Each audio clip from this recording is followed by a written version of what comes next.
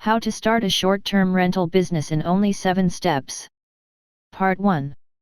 If you want to start a short-term rental business, you need to know the process and the required steps to get your business started.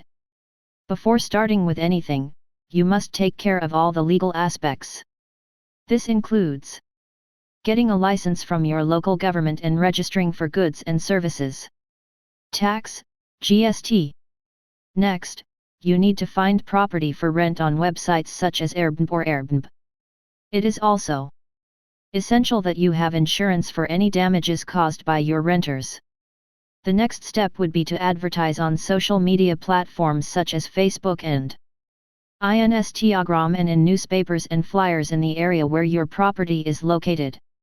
After this, you must create an online presence through a website or blog where people can. The ultimate guide to successfully launching a short-term rental startup.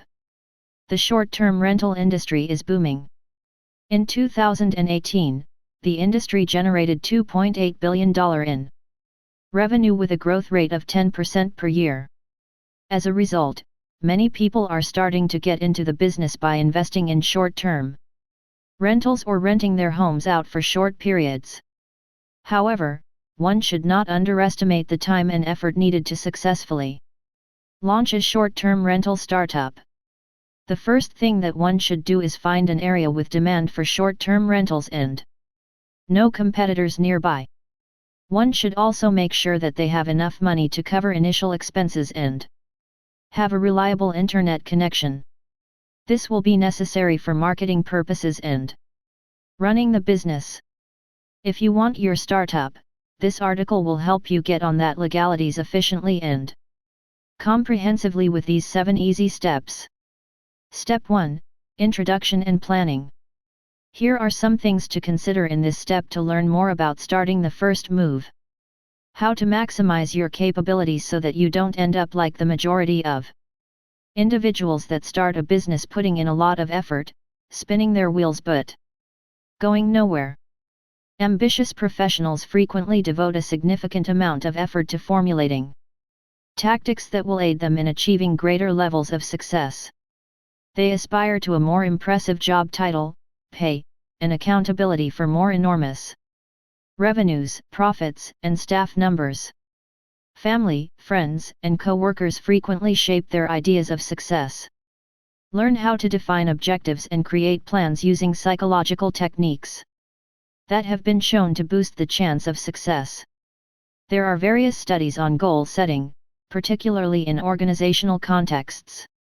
Goal setting has been found to boost employee motivation and organizational commitment. Furthermore, objectives influence the intensity of our actions and emotions. Therefore, the more complex and valuable a goal is, the more intense our efforts to obtain it, and the more success we will experience after accomplishing it. Confidence and conviction in our skills increase due to the experience of achievement and the good feelings that accompany it. Finding new methods to put our talents to use and stretch our abilities boosts task relevant knowledge while improving self-efficacy and self-confidence.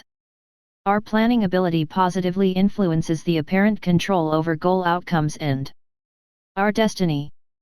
Goal setting and success may also help build an internal center of power. Individuals with an external locus of control feel that positive and bad results result from external factors. In contrast, those with an internal locus of control believe that their actions and talents affect their success. Here are some things to consider when setting a goal. 1. Clarity. Specific objectives steer you in the right direction. When a goal is ambiguous, it has little motivating power.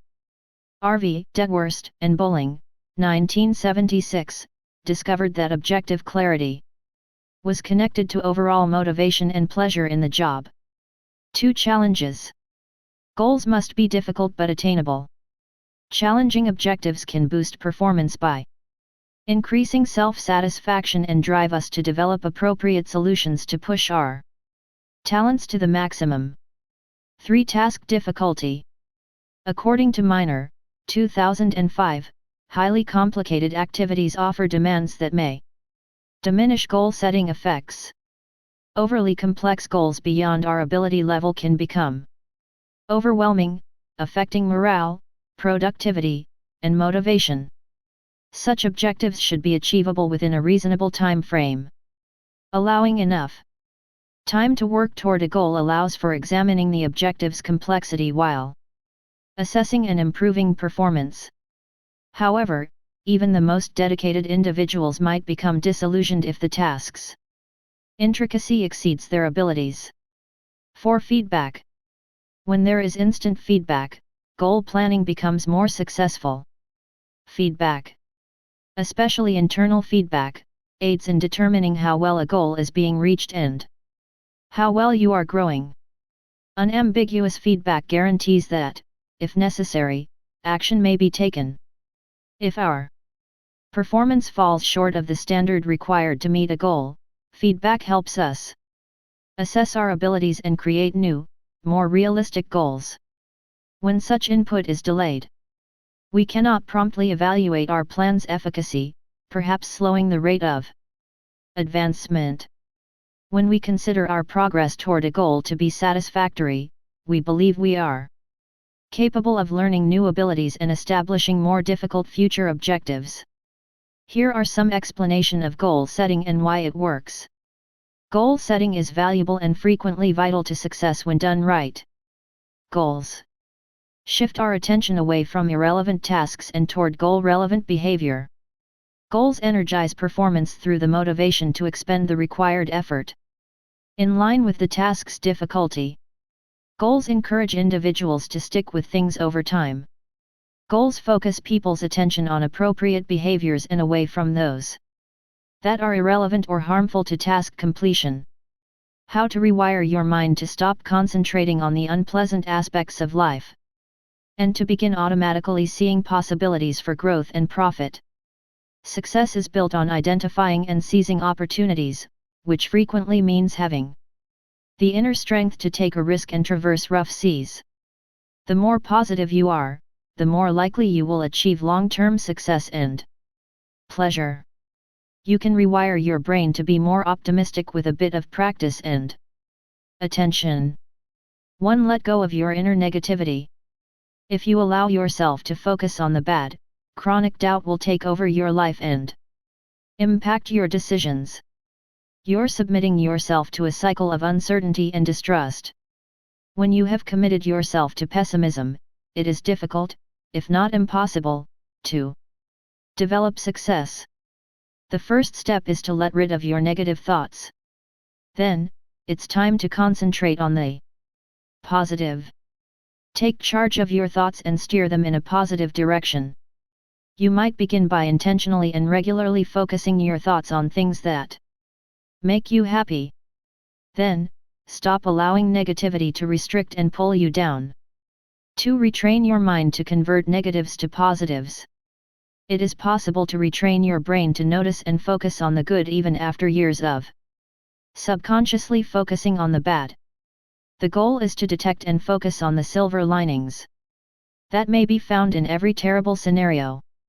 The first stage is to become conscious of your thought habits. Then, start paying greater attention to how your ideas move. Are you trapped in a cycle of cynicism? Recognize that negative thinking will not help you achieve long-term success. Instead, it would help if you had a clear head while deciding which possibilities to pursue. 3. Learn how to turn around from negative thinking. It is time to pivot when you understand that you are trapped in a never-ending cycle of negative recurring ideas. Consider the polar opposite of negative thinking. If you turned 180 degrees away from this negative thinking, where would you be? Concentrate on thinking about things in a favorable light. Experiment, picturing a more hopeful conclusion. Then consider the procedures required to make it happen. 4. Pay it forward to start a chain reaction of happiness. When we are polite to others, when we perform acts of kindness and make others happy, we increase our pleasure. Therefore, even modest gestures that make others happy might make us happy. Doing something pleasant is another effective method to break the cycle of negativity. For example, you may be worried about an upcoming meeting or concerned over a previous contact with a friend or coworker, and your typical way of thinking is to worry about it. Instead of worrying, consider doing something kind for someone else. Understand the rental arbitrage business concept from start to finish. Learn why it's more lucrative than purchasing and how you can expand your enterprises at previously unheard of rates in the first year.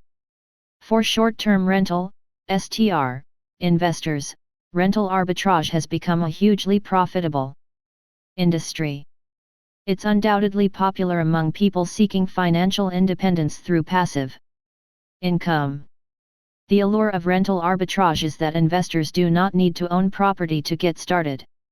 However, many prospective rental property investors are dubious about the true profitability of arbitrage. There are always hazards in any business.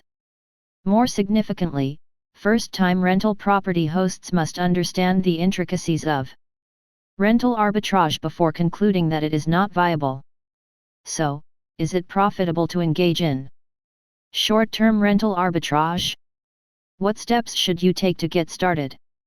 Where do you even begin looking for a rental property? Continue reading to learn all you need to know. What exactly is rental arbitrage? Rental arbitrage is renting out long-term homes and then re-renting them to others on a short-term basis through sites such as Airbnb or HomeAway.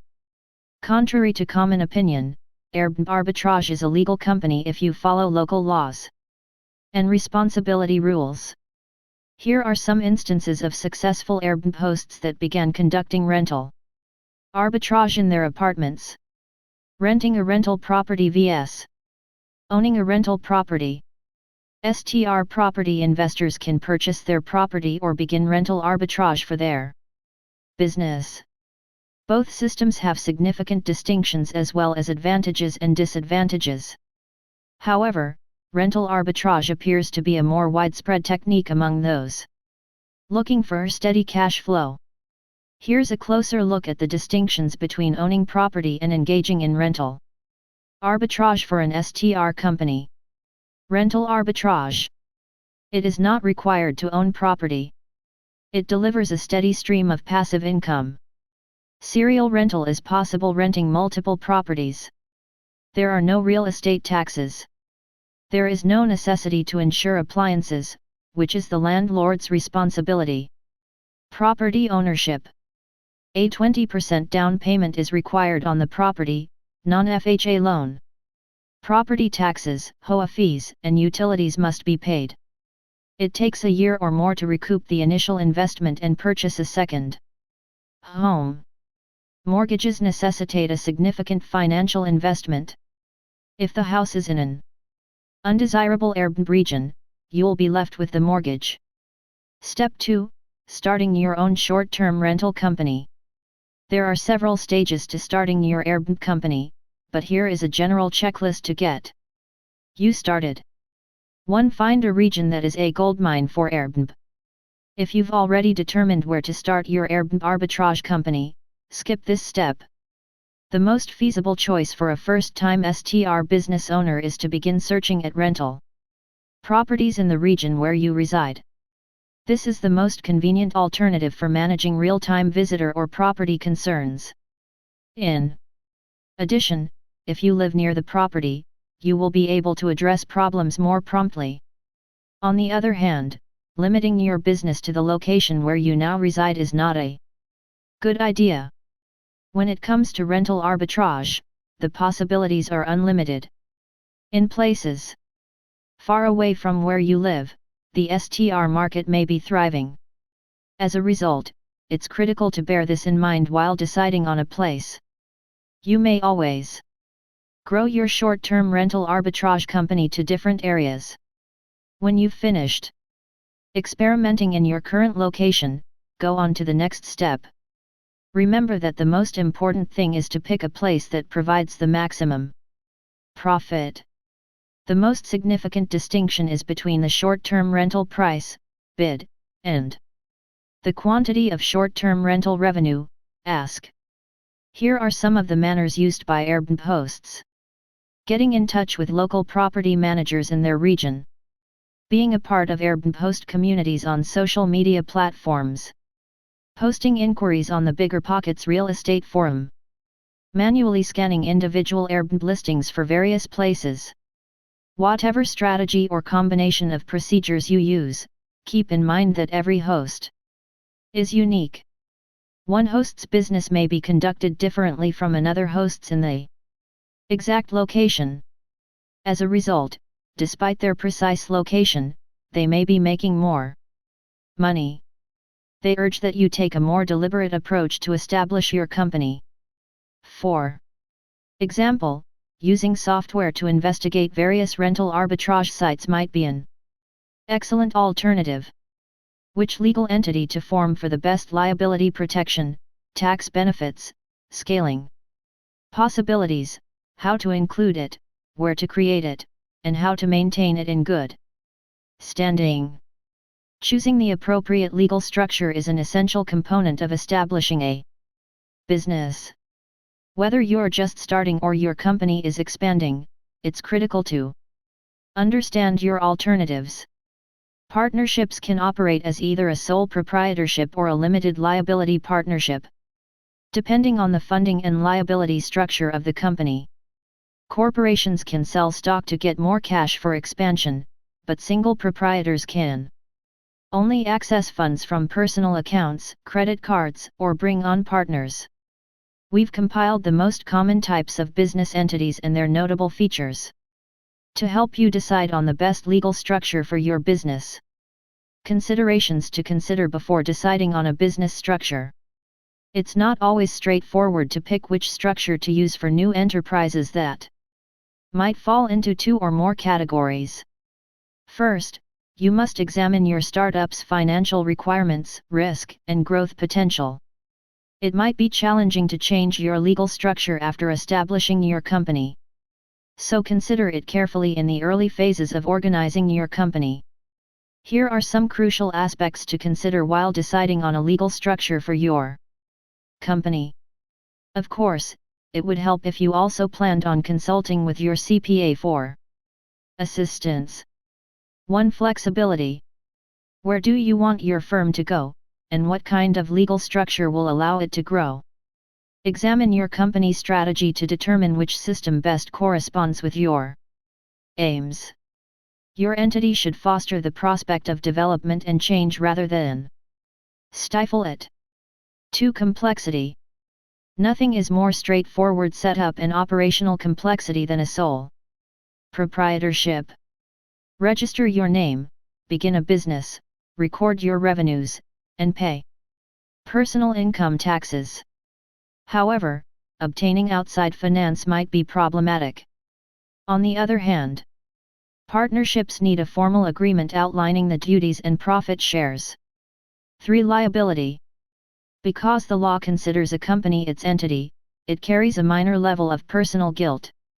This implies that creditors and consumers can sue the corporation, but they cannot seize the officials' or shareholders' assets. An LLC provides the same level of protection but with the tax advantages of a sole proprietorship. Partnerships divide liabilities among partners according to the terms of their partnership agreement. 4. Taxes. An LLC owner pays taxes the same way that a single proprietor does. All profits are considered personal income and are taxed appropriately at the end of the year. 5. Control. If you desire complete or primary control over your firm and its operations, a sole proprietorship or an LLC may be the best option. Such power can also be negotiated in a partnership agreement. A corporation is designed with a board of directors that takes significant decisions that steer the organization. A company can be controlled by a single person, especially at its birth, but as it expands, so does the necessity to administer it as a board-directed body. The regulations established for more prominent companies, such as maintaining notes on every critical decision that impacts the firm, nonetheless apply to a small enterprise. 6. Investment in capital. Suppose you require external finance, such as an investor, venture capitalist, or bank. Forming a company may be a preferable option. Corporations may receive outside investment more efficiently than single proprietorships. 7. Regulations, licenses, and permissions.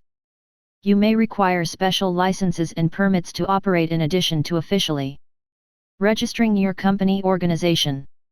Depending on the nature of the firm and its operations, it may be necessary to get licenses at the local, state, and federal levels. Steps 3 to 7 steps will continue in the following article. So if you want to stay updated, please subscribe to our writing. Thank you for giving us time to read our posts. If you have any comments or suggestions, please feel free to reach our team through the Contact Us button. We'll be happy to hear your feedback.